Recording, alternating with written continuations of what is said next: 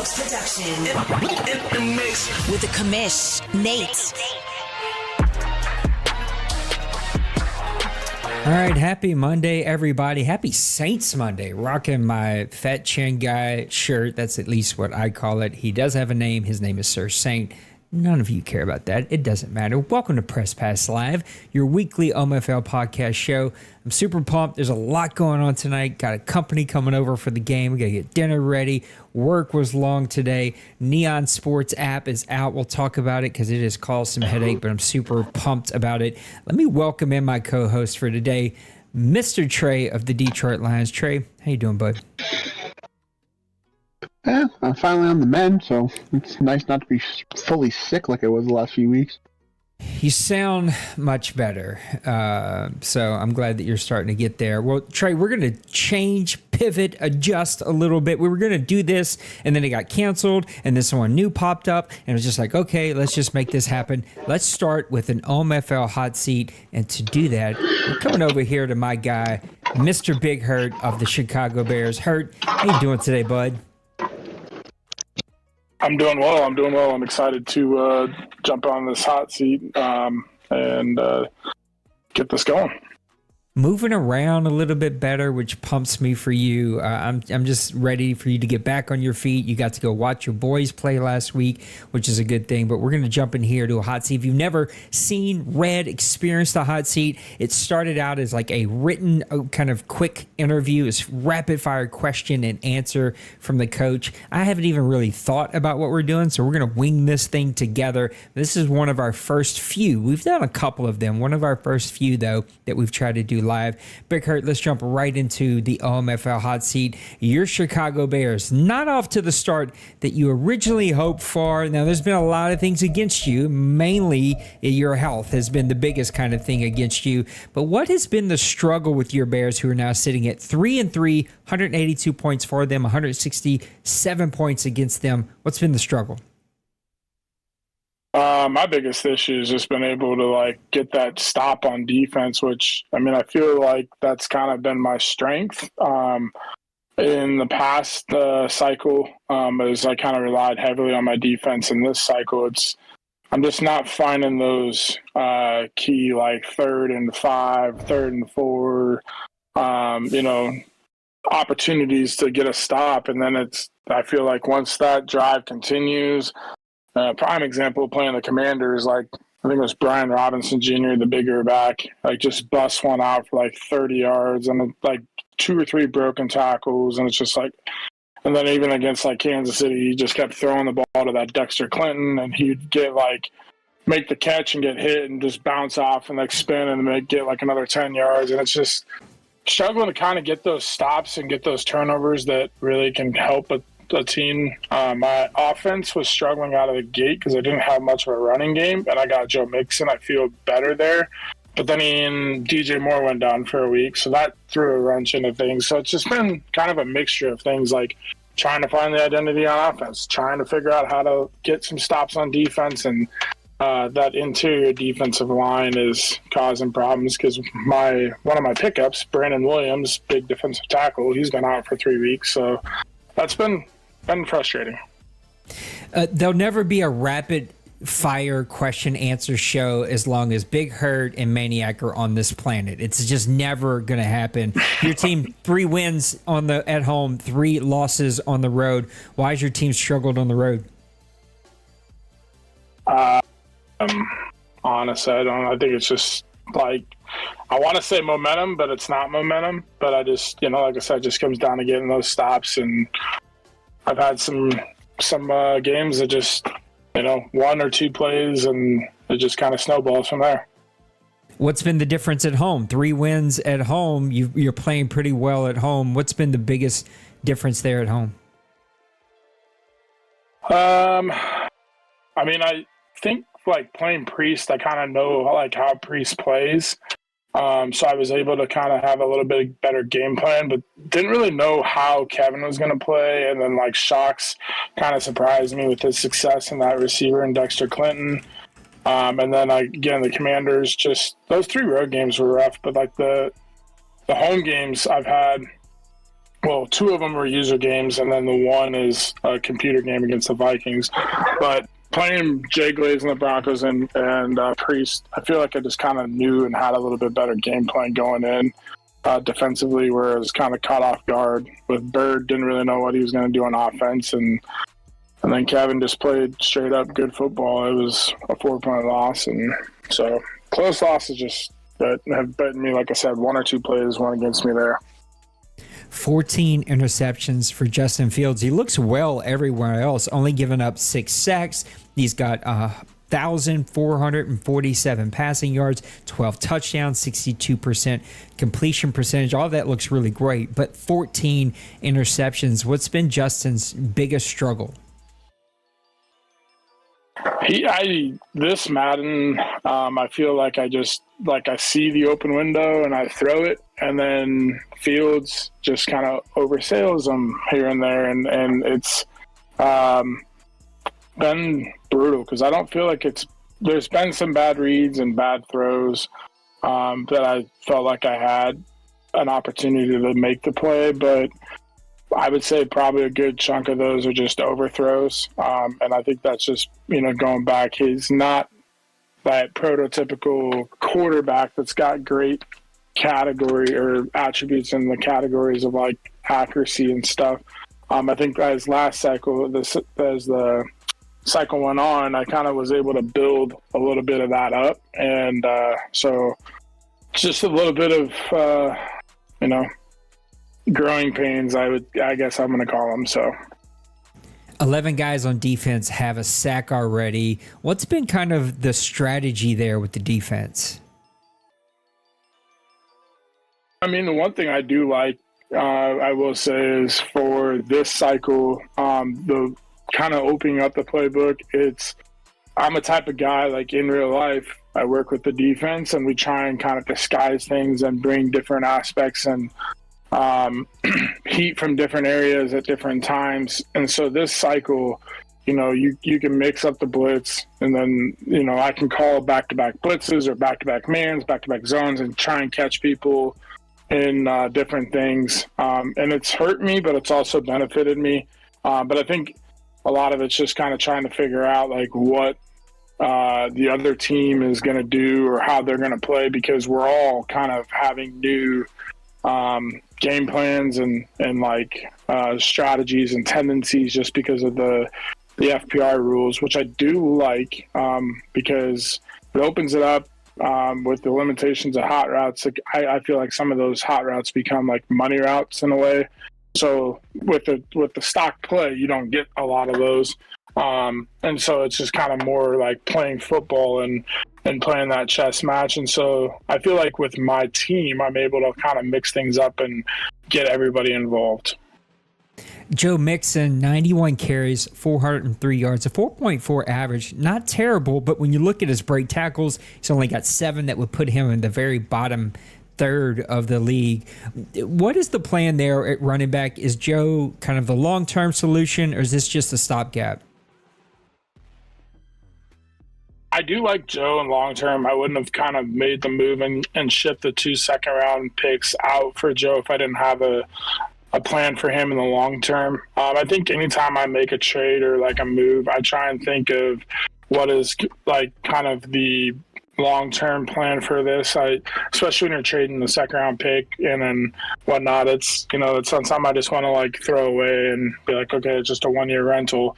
I do have plans for Joe Mixon. I think he is kind of a 3-down back that can do it all in the receiving game, in the running game. And I didn't have that before I got Joe Mixon. I kind of had like Herbert was between the tackles, Clyde Edwards-Helaire was the passing game. Didn't really have like an outside runner per se. So Joe kind of gives me that. And the first game was kind of like figuring out like what I wanted to do and then what runs worked with my line and my team. And then the second game, I think it was, like I said, DJ Moore was hurt for a week. And I was just like, felt like that game, the box just was stacked because I didn't really have that deep threat outside of Darnell Mooney, but they put their best corner on him and Claypool has been kind of a brutal guy this year for me.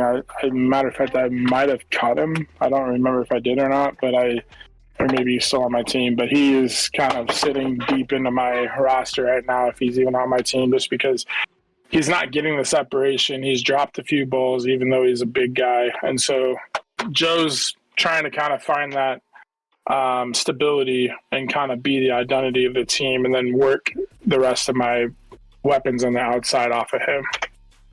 Offensive line, they've only given up 2 sacks this season. Are they at the strength of the Chicago Bears?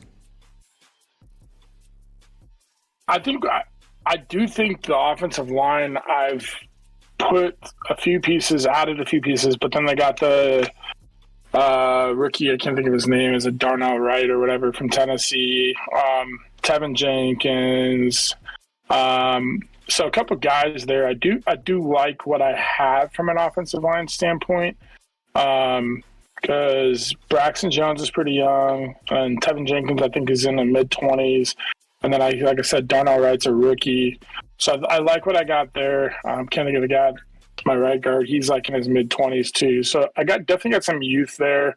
The center's pretty decent, but I think he's in his early 30s, so that'll probably be one piece I'll have to replace. I do expect over the next maybe 2 seasons, this line will be maybe one of the better lines, or top 5 lines in the OMFL, I'm hoping, as we progress. But I don't know that it's like the staple of the team right now. I think it's just more or less knowing Fields doesn't really have all the traits to throw all the throws. So I'm trying to take my shots, but make sure that I'm, being smart about that and really using more quick routes or more plays and rely on that running game a little bit. What's it going to take for the Chicago Bears to turn things around? Sitting at 500, 3-3, how do you make a run here in the second half? Stay healthy. We've had some injuries. Figure out defensively kind of what we're going to do and how we're going to build this team and from the inside out. That's kind of how I've always been. The front 7 has to be good for your secondary to be good. And so I think, like I said earlier, my interior defensive line is a little weak. And then I picked up Brandon Williams, which I do like, but he's been injured, so I have been playing without him. And so I'm just trying to kind of figure out what I'm going to do and how I'm going to go forward with how I'm going to build this team, like I said, from the inside out. And I think once I figure out defensively what I'm going to do and how this team works and kind of meshes and gels together, and then, like I said, just limit the turnovers, I think things will kind of come together. You got one last Madden game to play. You can only pick one opponent, and then you're retiring forever. You're 99 years old. Who's the last guy that you want to play your last Madden game against? Well, I feel like I'm 99 years old going through all this health things, but my last opponent, that is going to be an interesting, that is throwing me for a loop. I would say, and is it anybody or is it just an OMFL person? No, it can be anybody.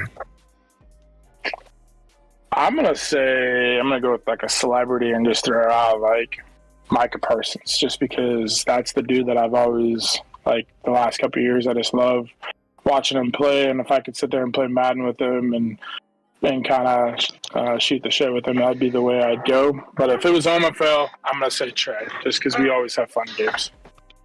All right, Coach, let's wrap it up with some quick rapid-fire word association. Tell me the first word, phrase, the first thing that pops into your head when you hear things like San Francisco 49ers.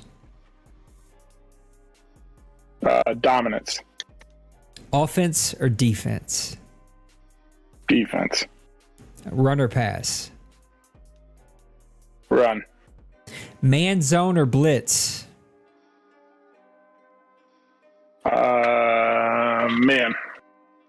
One OMFL Bowl victory with 100 500 seasons or playoffs every single year.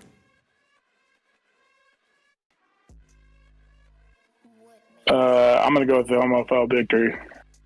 He wants the bowl game. Last one, Coach. Let's wrap it up. Actually, I'm going to give you two more. Chicago Bears. Inconsistent right now.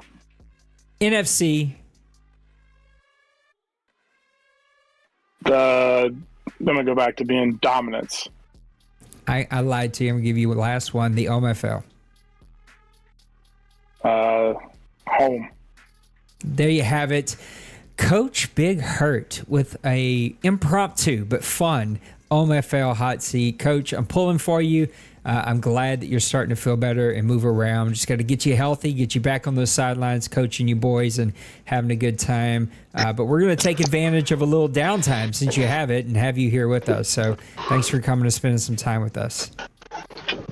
Absolutely. I appreciate you having me on, and it's been fun to get back on the field. Our high school team is actually 3-1, and it's the first time we're 3-1 since 2001. So that's awesome. The new coaching staff is having fun doing what we're doing. So before you go, I forgot because I want to make this a part of the hot seat. Tell everybody about the show being back. I know you had to work through a bunch of frustrating technical difficulties, but you did get it. So tell everybody about the show being back. What can we expect from episode 1? When can we expect the next couple episodes?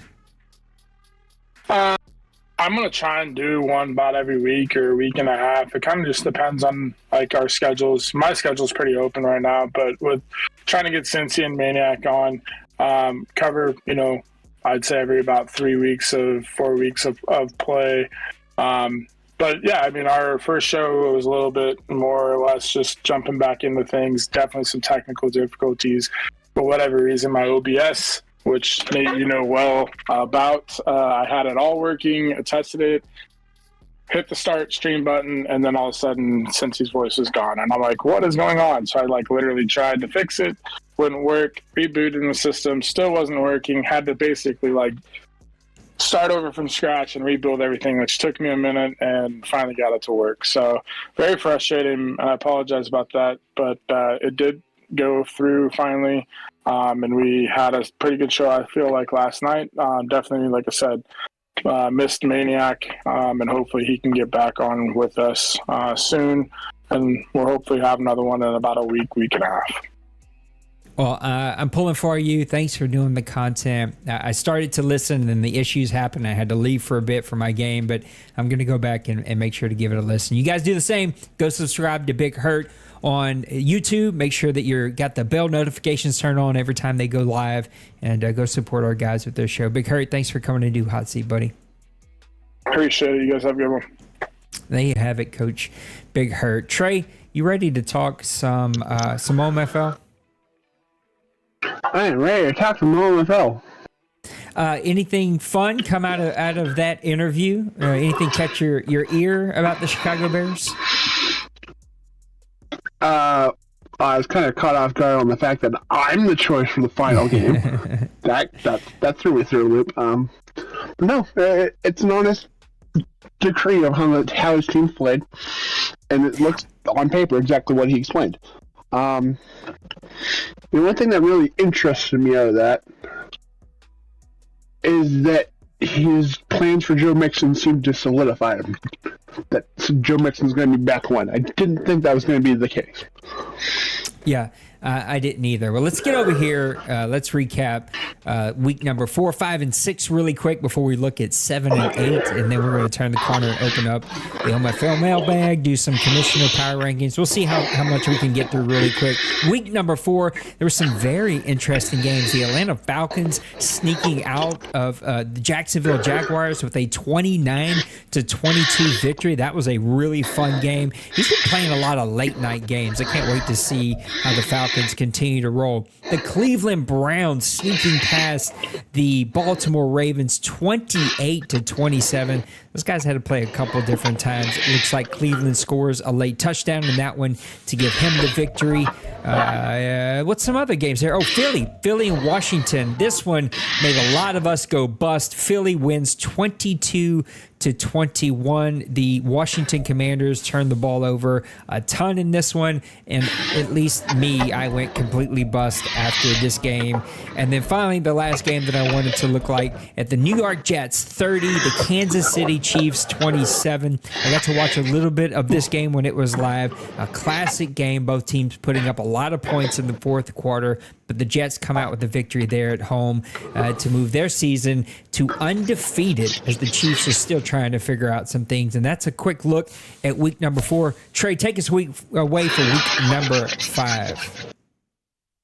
All right, let's see if my plan to rapid fire this entire week off goes. We have the Commanders versus the Chicago Bears. A 31-24 win. The star of the show was Terry McLaurin, 4 receptions for 117 yards and a touchdown. Buffalo versus Jacksonville is the next game with the 42-16 win for the Buffalo Bills. The defense was the star of the show. 4 sacks and 3 interceptions leads to a Bills win. The Texans versus the Falcons. The star of the show is the defense here in a 23-20 win for the Atlanta Falcons. They had produced 5 sacks on the day, causing just havoc in the backfield. And the Orlando Condors, Tennessee Titans. It was a 34-31 win for the Condors. Don't it? A little bit, yeah. It's a little bit smoother than Indianapolis. The star of the show is Anthony Richardson, passing for 224 yards, 3 touchdowns, and 1 interception. In the Lions versus Carolina Panthers, the Panthers pull a 30-24 win. The star of the show is Adam Thielen with 7 catches for 129 yards. And the Miami Dolphins versus the New York Giants, a Miami Dolphins victory with a 30-25 win. The star of the show is Jalen Waddle with 11 catches for 260 yards and 2 touchdowns. And the New Orleans Saints travel to the New England Patriots. The Patriots hold the Saints to a 34-17 win. The Saints' defense or offense was shut down essentially as the Patriots held them to under 100 passing yards. In Pittsburgh versus Baltimore is a shootout, a 43-40 win for the Pittsburgh Steelers. The star of the show is Deontay Johnson, 5 catches for 148 yards and a touchdown. And a shock of the season, we have the Bengals versus the Cardinals in a 42-42 tie, being the first tie of the OMFL season. It's crazy. Another game that made a lot of people go bust. Right. Eagles versus the Rams. The Eagles pull a 34-7 victory. The star of that game is one Devontae Smith with 7 catches for 112 yards and 3 touchdowns. The New York Jets versus Denver Broncos was a bit of a blowout, with the Jets winning 51-28. The star of the show is quarterback Aaron Rodgers, who threw for 414 yards and 4 touchdowns and no interceptions. The Chiefs versus Vikings. The Chiefs get back in the saddle again with a 31-7 victory. The star of the show is the defense, 5 interceptions and 3 sacks. In a computer game, thank you to the 2 favorites, Dallas beats San Francisco 28-21. And finally, to wrap up the week, we have the Green Bay Packers versus the Las Vegas Raiders. The Green Bay Packers win 22-17. Star of the show is Lucas Van Ness with 3 TFLs and 2.5 sacks. Can I get some snaps, some claps from my guy Trey getting it done with a quick, rapid review of week number 5? Let's quickly look at week number 6. Still a couple of good games. Commanders and Falcons should be a really, really good game to watch. I think you need to tune in for that one. Just looking at a couple of these others. The Bears get back to 500. Of course, we did the hot seat with Big Hurt. You can see he comes away with a 13-20 victory there at home. The Seattle Seahawks getting Denver to get, like, not necessarily a second loss in a row, but you dropped a game that ended up in a tie to a team that everybody thought you were going to beat last weekend or 2 weeks ago again, or no, last week, that's right, against the Arizona Cardinals. Now you lose to the Seattle Seahawks, who we know what Meat Boy can do, 34-31. The Saints in a big game last night goes into overtime. If you want to see what a classic OMFL, straight FPR, right down the middle, exactly what we want our games to look like, go watch this game. Raj and I just had a ton of fun. These are the games this is the reason the OMFL exists. These are the games that we want to see played. Orlando with a 38-31 victory against the Jacksonville Jaguars. Tampa Bay 34, the Detroit Lions 27. Detroit, I know, me and you, we're both struggling over here. Your Lions not doing too well right now. Nate, the way that game ended, just hurts. It hurts to watch. It hurts to think about. Dallas, A 26. streak versus cover 4 defense. Oh, yeah. Look, Kevin loves his streaks. He will call a streak on you in a second, and you got to get ready for those. Dallas against the CPU Chargers, but I watched this one, and he had like 4 seconds left, and he called a a spike ball with he was so pushing it to the very line to kick that game-winning field goal as time expired. But either way, he comes out with a victory. Trey, what are we looking for in week number 7?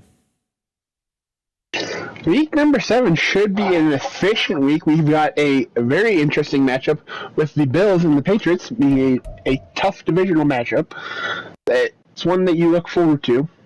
We've got the striving Falcons versus the undefeated Tampa Bay Buccaneers. That's going to be a key game in the NFC South. What else do we got on the table? We've got Chargers and Chiefs. That's going to be a pivotal matchup in the AFC West. We've got in the Division Leading Packers trying to keep the momentum rolling versus the Broncos. And I definitely think we're going to be looking towards a Browns versus Condors matchup is to see if the Condors really are the team to beat in the AFC South. They've really turned things around. Let me look at week number 8. We're looking a little far ahead because by the time we get to you, these are already going to be going Buccaneers, Bills right off the top. Give me this game.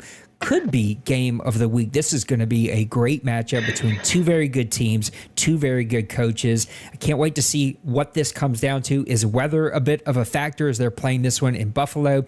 How does Kevin's defense travel as they travel up to New York, and see how this one plays out? Should be a very, very good game. Vikings and Packers could go a long way. Depends on what happens with Priest in his next couple of games here. Look, Deep is trying to get off the schneid. He's trying to get that team figured out. He could go a long way to messing up any kind of Packer dreams of making a run at the playoffs here in this game. Giants and Jets, this one could be a ton of fun. Two offenses that have proven multiple times that they can put up tons of points. This one might be worth tuning into, but better hold on tight to your money. I don't know how this one, it could be a blowout. It could be a tight game. The Giants could win. It could go a ton of different ways. Browns and Seahawks, sign me up for this one. Seahawks are on a bit of a roll. Little Koch is still trying to get some things figured out over there. Bengals, 49ers, a rematch of Super Bowl 102 or something like that. These two teams know each other really, really well, but Denver is not having the season that he expected to have. D-Money's been gone for quite some time. Let's see how that one plays out. And then finally, Bears and Chargers. Again, two teams that feel like they might be going in opposite directions, but by the time we get here to week 8, it could be like a really pivotal matchup for both of them as they try to make a run for the playoffs. But that is what we are watching for here in week number 8. Anything else sticking out to you for the previews as we look forward? That sounds pretty much on par for everything that I would anticipate. I think by the time we get back as well, this could be time to start looking at some playoffs. It'd be super early, but when does the playoff brackets release? Is that week 8 or is it like 13. week 12? 13. I see. I was way off. So we're not going to be to week 13, but here soon, next 2 shows, we're going to already be able to look at a quick playoff predictions and see what's possibly coming. All right, let's get over here and give you some commish power rankings. Usually I have a pretty graphic, but work kept me from being able to do this. There are a lot of really good teams. Jets, Seahawks, Bucks, Steelers still sitting here undefeated. Chargers, Bengals, Bills, and Bengals have a tie, but Bills, Cowboys, Condors all sitting with one. Oh, Falcons. I'm sorry. Falcons all sitting with one loss. Now Falcons still have a game to play. So there's a ton of really good teams that we could start to talk about. But let's start at number 5. And I got to put him on the list. The Steelers at 5-0. They probably should be higher on my list. I'll openly admit that to you, Cincy Bird. But I still think that's a pretty terrible team, and somehow you know how to win with terrible teams. I think they have a long way to go. That's why I'm putting you at number 5. I want to see where you're at, week 12, 13, 14, 15, that kind of stuff. But you are red hot, playing great offense is the way you always seem to do. You clearly have found a Madden quarterback that works well for you. I got the Steelers at number 5. Coming in at number 4, it's going to go with the Buffalo Bills. 5-1. I just really like what the Buffalo Bills are doing. They are red hot. They're playing good football. And honestly, I just like what I've seen long-term from Bill when he's up there in Buffalo. He's got the cover boy on his team, the quarterback slinging it all over the place. He had some rough kind of patches early in that season, but look at these stats, 170 points for him. It's not super, super top in the league, but it's top half at least. Only 104 points against him. He's playing really spectacular defense. Number 3 on my list is because he is red hot. I did not expect this early on. With the quarterback troubles, with the carousel going on, he's already moved one of his quarterbacks, even though it hasn't technically happened in the transaction wire yet. The Condor is sitting at 5-1. You got to give it to him. He's playing magnificent offense. He feels a little unstoppable. His running back literally has twice as many yards as everyone else in this league. It's stupid crazy. He's got like 30 broken tackles already this season. I got the Condors coming in at my number 3 team.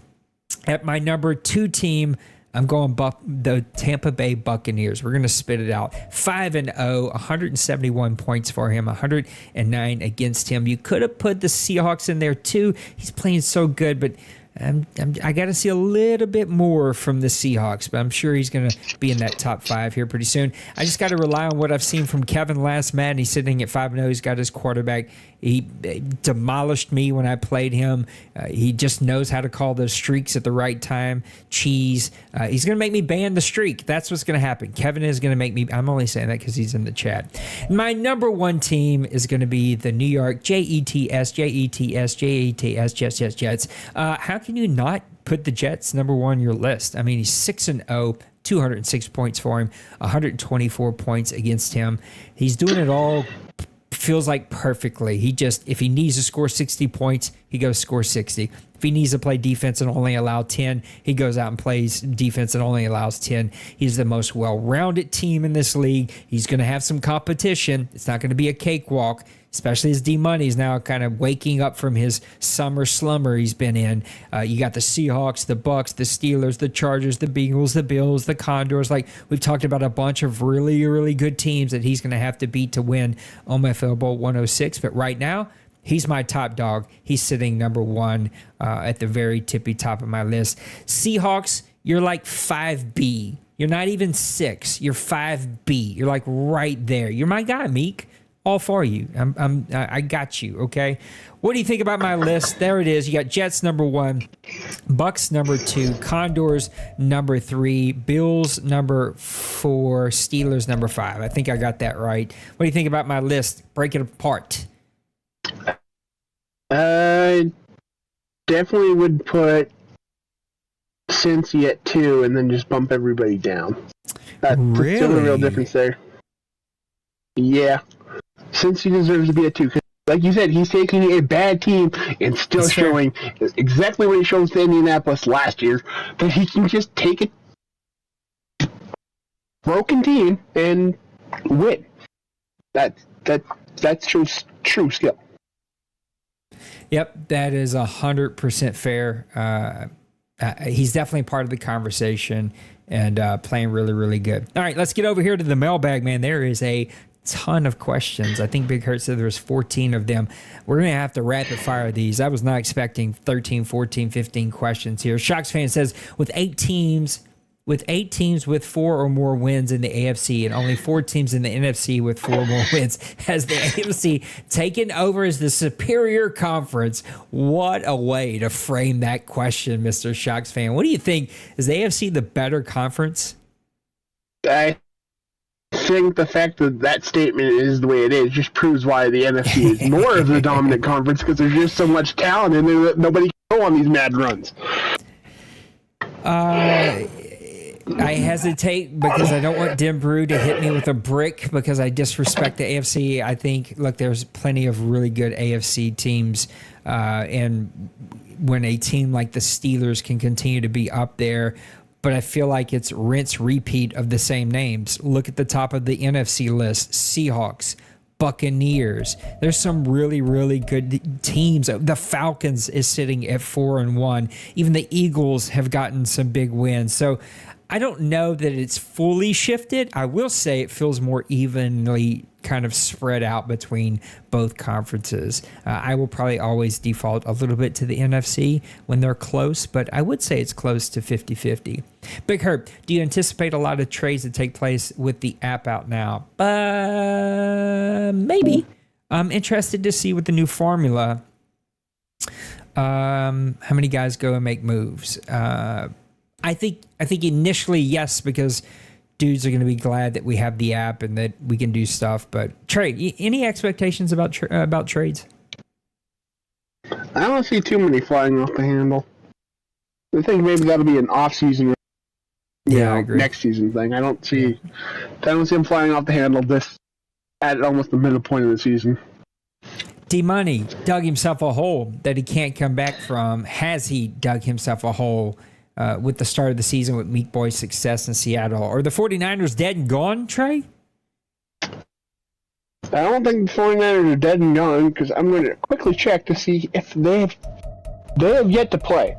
So he's down, I believe he's currently down 3 games. He wins those 2 games, he's back, he just needs to slip up that one time and he can get right back in. At this point, it's just too early to say that it's dead and bygone, that D-Money is going to be either a wild or for the first time in I don't know how long, if ever, a golf course team. He's going to be close. I don't think the hole is too large yet, but it could be close. If somehow he slips up 2 times, I think it's over, and he's going to come up just short of the playoffs. We'll see. D-Money rarely slips up, but we'll see. Kevin, do you guys see anyone catching Cup for MVP? He's on a pace to shatter every receiving record. I don't see it happening. I know that he spammed him and he's kind of gotten away from it so far. But long term, it just makes you too predictable, too easy to game plan against. Guys are going to start shading coverage. They're going to start doubling. They're going to start manually covering. They're going to do all kinds of stuff. I don't see it happening. I think he's had an amazing start of the season, but dudes are going to wake up and catch on. What do you think?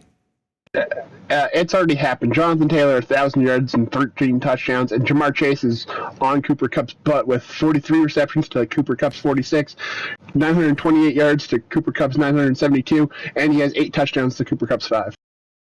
Yeah, the Jonathan Taylor thing was shocking to me because of no app. I'm rarely looking at stats outside of the team I'm playing, but he's got double the yards of everybody else. I mean, that guy is on a tear this season.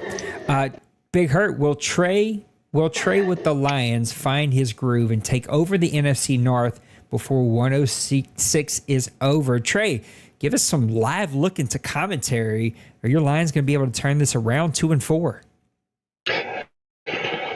I'm 2-4, but if you look at all 4, I lost the Seahawks by 12, but I was down 21-0 after 3 plays into the game for the Seahawks. So I fought back to make that a close game.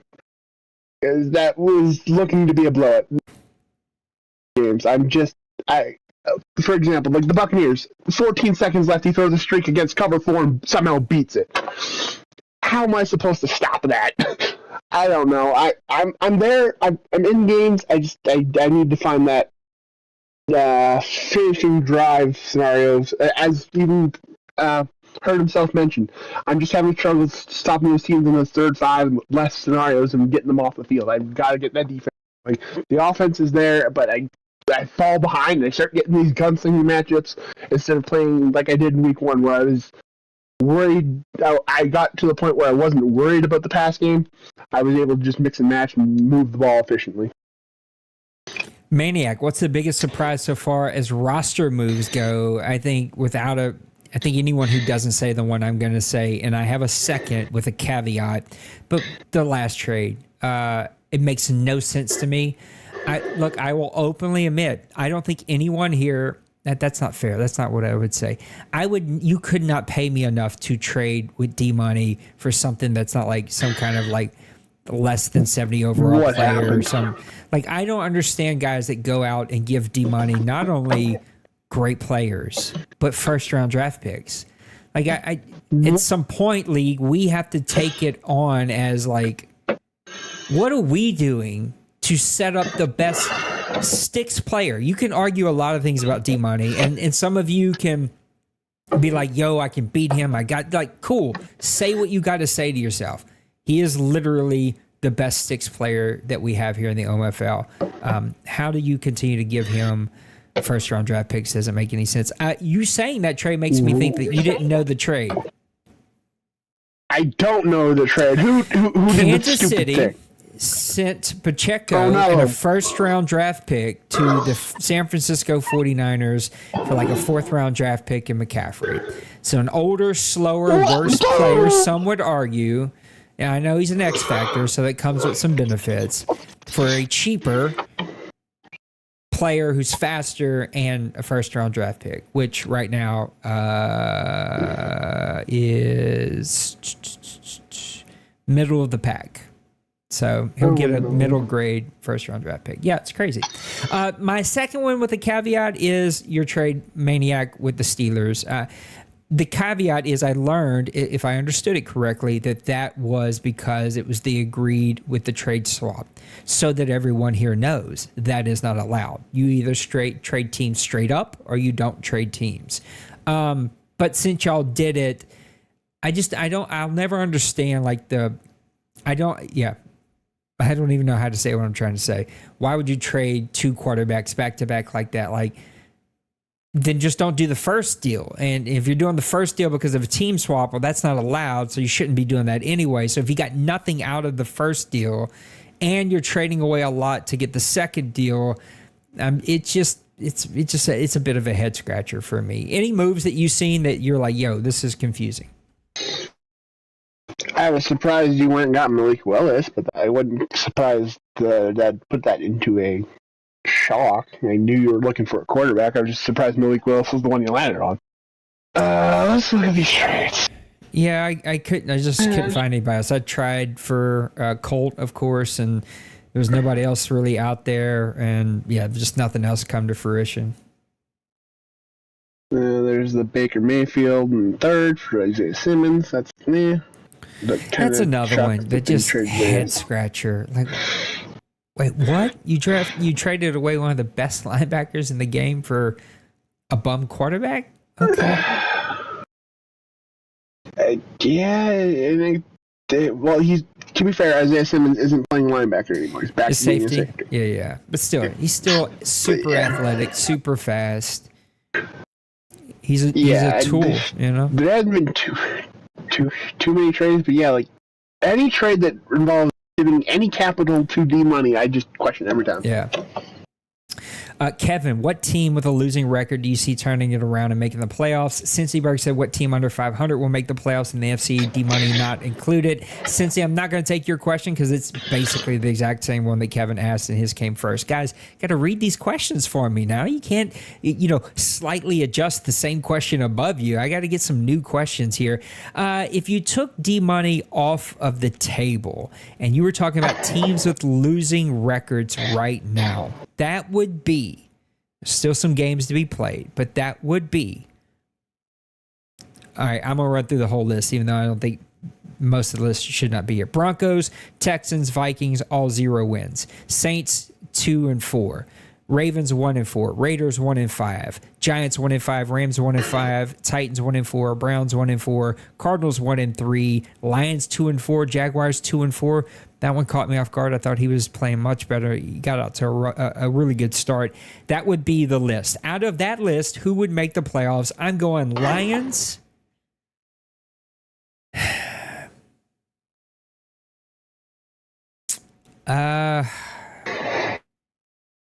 Jags, if gun to my head. I think anybody with 5 losses, you're done. Yeah, like 5 losses, you're done. 4 losses, you're close, if not already done. The Lions are probably the only team on that list outside of the 49ers I think could make a run. I kind of want to say the Jaguars because they started out so red hot, but I don't know, man. This is a tough list. Yeah, I think I'm the only one in a feasible position, given I'm 2 games back and hold the tiebreaker over Priest for the division. Yeah. So that's an easy way for me to get back in.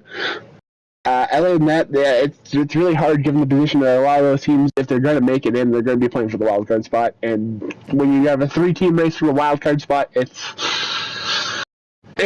gets sticky at the end. Jets, Seahawks, Bucks, Steelers. Those are your undefeated teams. Big Hurt wants to know which one of them will be the last to lose and which one of them, I guess technically the same question or same team, but which one of them will be the last to lose, and if they don't lose, can go undefeated. Do the Jets and the Steelers play each other? Because if they do, that will change my answer. I must find this out. While you're looking that up, there's no way the Steelers go undefeated. Cincy, I think you're awesome. This is nothing about you personally. There's no way you go undefeated. That's so hard to do in the OMFL. The only team on this list that even has the potential would be the Jets. I don't know these rosters good enough or the schedules well enough to tell you which would be the last to lose. I'm just going to do the lazy answer here and say I think the Jets are the most well-rounded team, and so I'll stand by that. You say this, Nate, but the Jets and the Steelers don't play each other, so my answer will be both. But here's the Steelers' remaining schedule. Rams, Jaguars, Titans, Packers, Browns, Bengals, Cardinals, Patriots, Condors, Bengals, Seahawks, Ravens. He's got 2 teams with winning records. 2 teams with winning records in that schedule.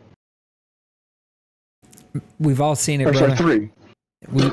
My bad. I just watched the Cardinals tie the Bengals, a multiple-time OMFL champion. It happens, bro. Crazy stuff happens in the NFL and the OMFL. It can happen, but I definitely would put him in a position of consideration for undefeated, especially when there's still the Bills games to be played versus Kobe. Bill has been able to upset. Yeah, anyway, my bad. Move on. No. I thought you were finished. It was my bad. It's just we got a Saints game here pretty soon. I feel like we got so many more questions. Bills have what? Bills have been able to upset Kobe once in the blue moon, so it could happen. Yeah. I feel it's more easier for Cincy. We'll see. We'll see how this plays out. You have more faith in that team than I do. I think we both really respect the owner, but you have more faith in that team. Cincy, do you ever think? I have faith in the owner. Oh, there you go. Do you ever think of banning defensive line use again? I would ban it tomorrow, but there's always going to be a percentage of ownership here that just doesn't want to do anything else. It is easy to play defensive line. I will argue that till I'm blue in the face. It takes no skill. I'm not, that's not a shot at anyone. I don't even know who in this league uses it. I think what I would like to see banned is third down use of defensive line. I think that is the laziest call. I've watched so many streams. I'm not calling him out, but he's my buddy. He's my co-host here. I've seen Trey do it. It drives me insane when guys only use her on third down to go get insta-shed pressure. It's lazy. It doesn't take strategy. Oh, I don't. I know that's the counter argument. Maybe once in a blue moon you don't get there, but like it's lazy. It takes no skill. It's quick. It's easy. Even a few times I've done it, just getting that insta-shed pressure with guys who are like 67 block shed. It's just it will never make sense to me. I give it as a what's the word I'm looking for? I don't even know the word I'm looking for right now.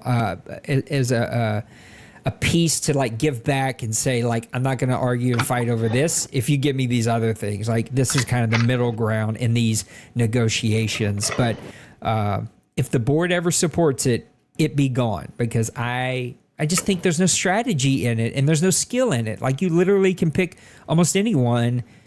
And maybe if you did it 100 times, your percentages are lower. But most of the time, a decent player on third down, insta-shed, you're back there, you're getting to the quarterback. There's no strategy in your play call.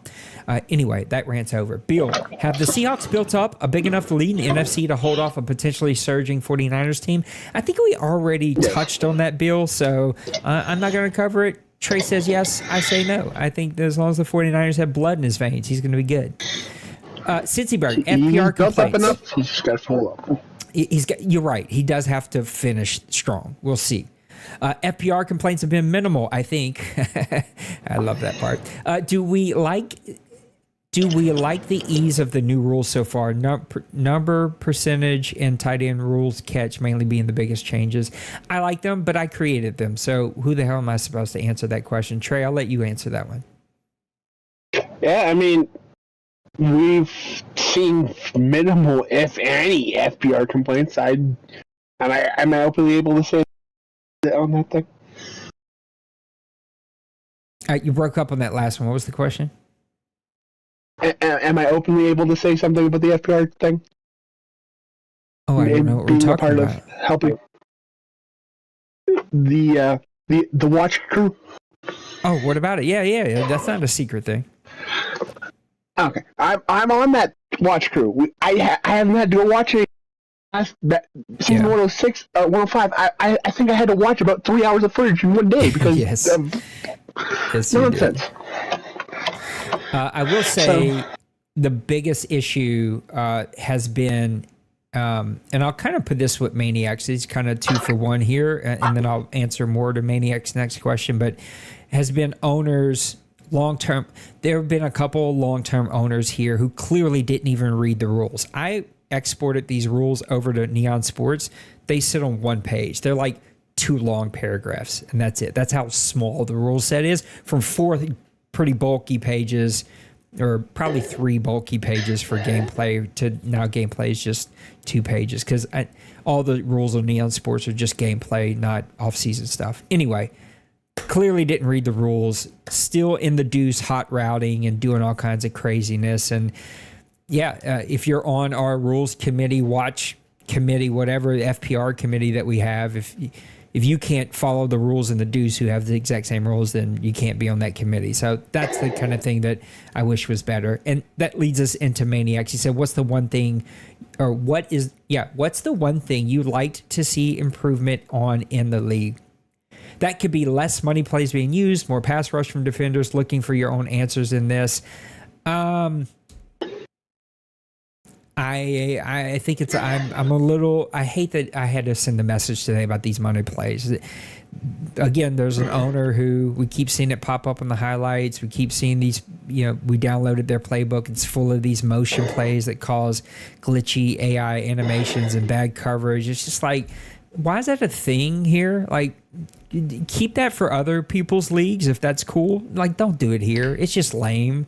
It just. To give another answer, though, it'd be content. I want to see some content. D-Money posted some content today. We've had all this time and no content, and that's a little disappointing. What's one thing you'd like to see, Trey? Better communication with people. There's been some communication that I've come across that hasn't been the most pleasant, but it's something like we talked about this all last night. It's like there's an adult on the other side of your phone, your computer, however you use Discord. If you got issues, be polite about it. Don't be a jerk. Amen. Well said. I will not even add to that. Just don't be a jerk. Some of our friends in this community struggle with that. Not in the OMFL, but anyway. Cincyberg, I feel like I'm picking on you now, and I'm not. I promise. I love you, Cincy. This is not personal. But will Condors trade a quarterback this year? I think you and the rest of us, maybe you don't know this. I'll be nice. Since I'm not taking your other question, I'll take this. He's already traded a quarterback. He just hasn't posted yet because we haven't opened it up yet. So, yeah. So, yes, he is trading a quarterback. I thought everybody knew. Him and the Falcons have a deal worked out. So, Colt will be a Falcon. And... he's sending some cornerbacks or something over there. I don't know what the exact details are, but I thought everyone knew this. If this is a secret, it's a secret to me because I didn't know it was a secret. Dibrew, has the new rule set changed or affected the... I don't know why I can't read today, but I clearly can't. Has the new set of rule changes affected the way you call your defense? For me, it has just given me freedom on both sides of the ball to not like super overanalyze what I'm calling in combination to how I'm being attacked, and now just think about, okay, how am I being attacked? What plays do I have left? You know, because we have limits, and how do I want to attack the offense or the defense on both sides of the ball? But how about you, Trey? Any changes to your play calling? Yeah, I've wrapped up my blitz calls, but it's also come to bite me in the butt. So I've kind of toned it back the last few weeks on blitzing, and it's nice that you can mix and match your game plans just based on who you play. Kobe, do you think a player's... I'm going to read all of this because I love the example. That helped me because I didn't understand the question at first. But he says, do you think a player's team play matters more than individual play when considering awards? Here's the example. Will a guy, a very specific example, will a guy like Cooper Kupp win an MVP award with the Rams not competing this year for a playoff spot? I'll go first. MVP, no. An offensive player of the year? Yes. So there are a couple of awards that I think are team success oriented. There are some awards that are individually based. I don't get up in arms about this idea of spamming. I know that some guys get up in arms about that. If it's a receiver catching balls, I'm never going to have a problem with that. That's why I didn't mind Mike Thomas's 150 catch season or 130 catch season, whatever that was that he broke the record. I won't have a problem with this one either if he does the same. Now, if it's a tight end with 200 catches, then it's like, okay, clearly you're doing something you probably shouldn't be. But how do you think about it, Trey, when it comes to awards?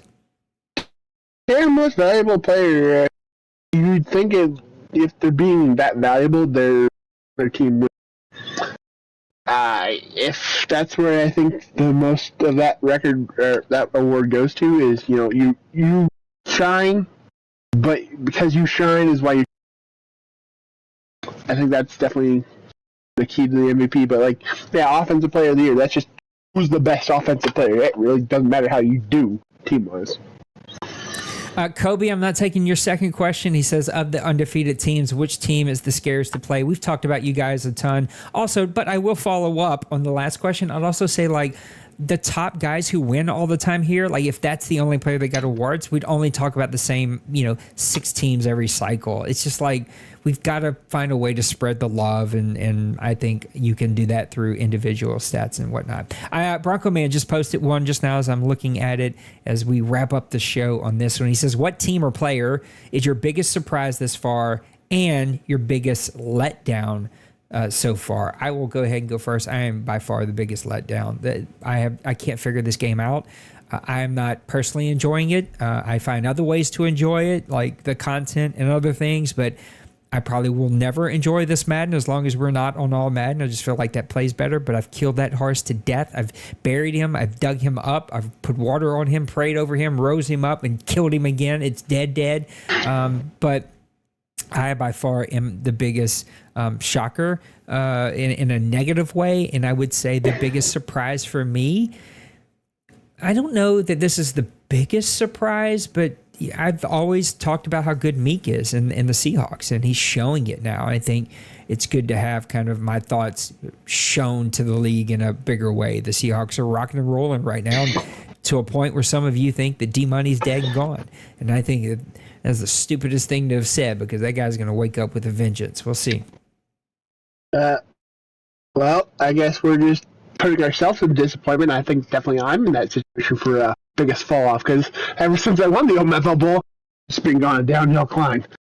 As for biggest surprise, I'm gotta go with Maniac. He's never been the top of the league kind of guy, but here he is. He's 4-1 with a Falcons team that's really not that great. We talked about Cincy with the Steelers, but Maniac is essentially almost doing the same thing with a bad Atlanta Falcons roster. I love my guy Shucks, and hopefully I do not get myself in trouble here, Shucks, because I'm just trying to make content and have fun.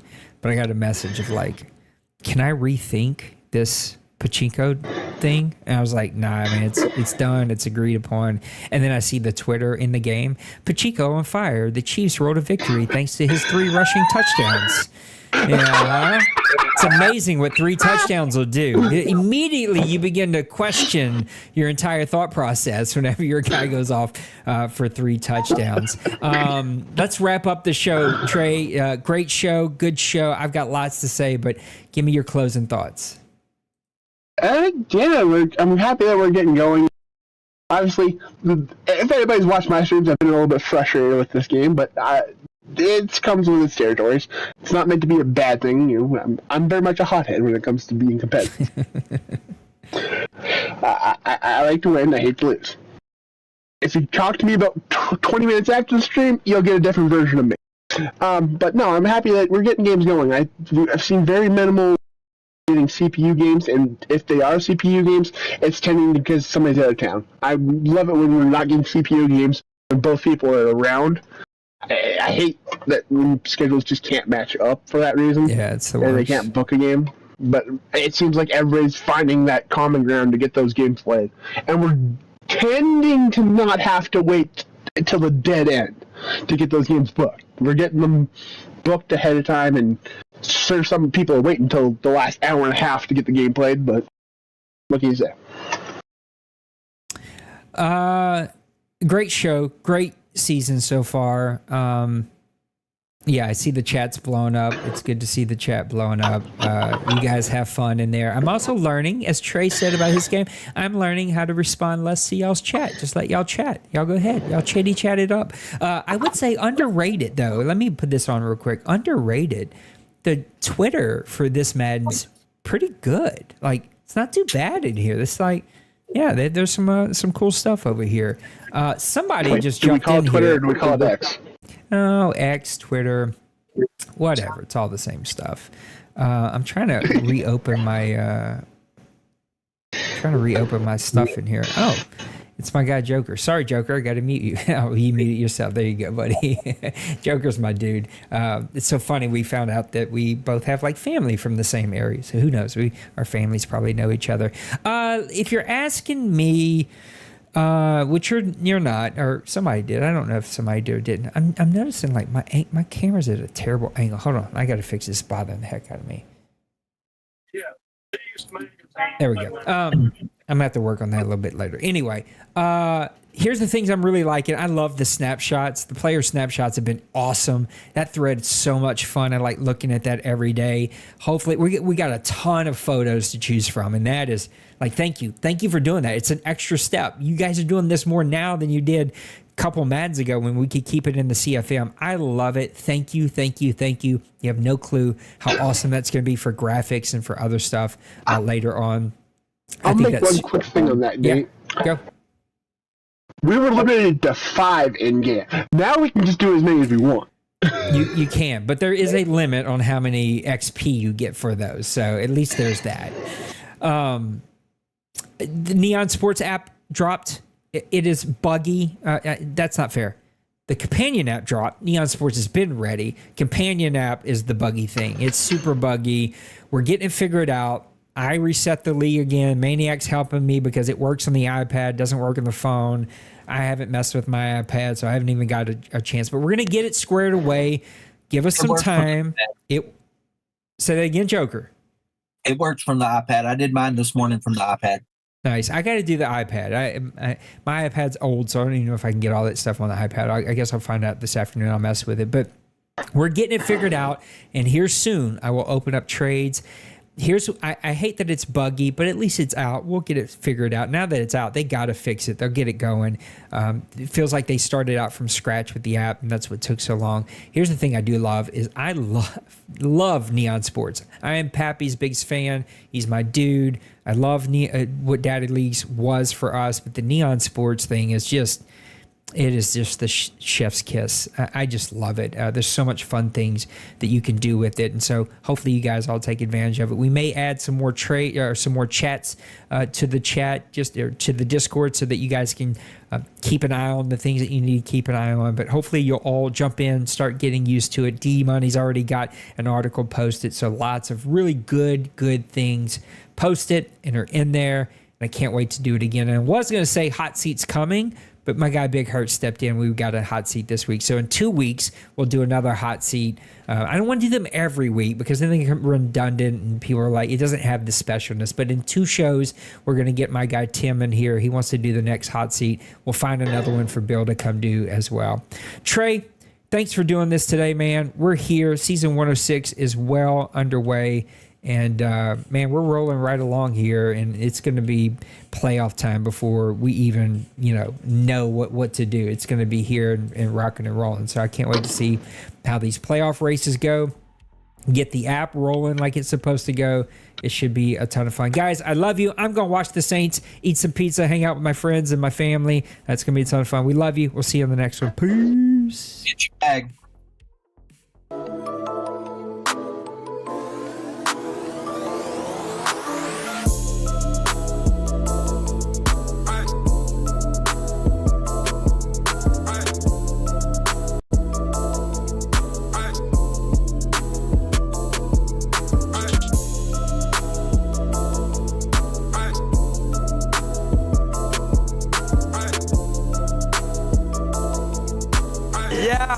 Smash that like and subscribe.